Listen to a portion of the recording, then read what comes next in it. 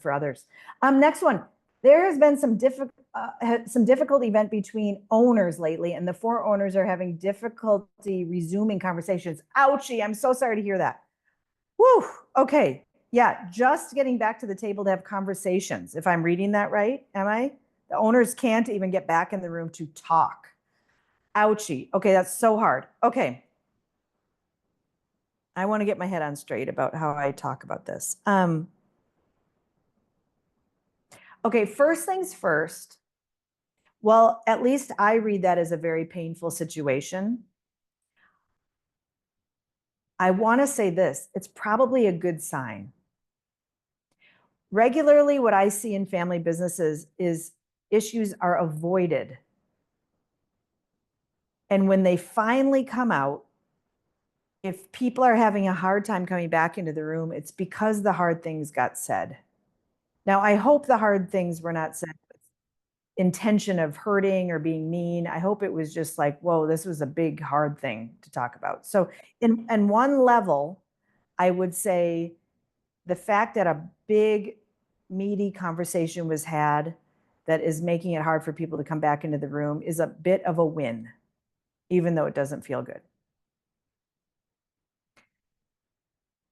And you don't want that to go on for too long because that's going to be a nightmare. So my first place where I want to say is if it's really, really bad, like people cannot or will not come in, I would strongly recommend getting the help of a person with a background in psychology or mediation or high conflict situations. Having an outside party help bring people back together will often make it easier for people to get back in the room. Now, this is me assuming like people won't or they're refusing to. In that situation, I would strongly recommend getting the help of an outside professional who's skilled. What I've seen happen a lot in these kind of situations is people bring in their lawyer to do it. And I don't think a lawyer is the answer in this situation. Bring in somebody with skills and abilities around conflict resolution, mental health, conflicts, that kind of thing, versus, oh, we'll have our lawyer help us. Lawyers are good at conflict, but from a legal perspective. If it is that it's just kind of hard to get back in the room, in that situation, I would recommend kind of where I was going with that other question around invite people to a meeting with some very clear objectives and agendas. Here are the objectives to get the conversation started again. Here is the agenda. Make a plan for how we can continue in a positive way. That's an example of what your objective and your agenda might be, to get people back into the room. If people are willing to do that, that is amazing.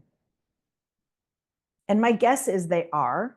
The way I read this, they're having a difficulty resuming. I'm not reading that as they refuse to resume. So if it's difficult, it's put some parameters. This is an owner's meeting. The agenda or the objective is to resume the conversation. The agenda is to make a plan for how we resume the conversation. It might be, if this is a company that runs on EOS, there's a handful of EOS tools. You might do a clear the air meeting. You might do a personal issue solving session. Those are EOS tools that could be used. A third possibility, depending on how the conflict is a same page meeting. Those are all tools that are talked about in the book Traction. They're on the EOS Worldwide blog. Your EOS implementer will know what those tools are. But those are 3 EOS tools that might help get owners back in conversation. Any follow-up or questions on what I just shared?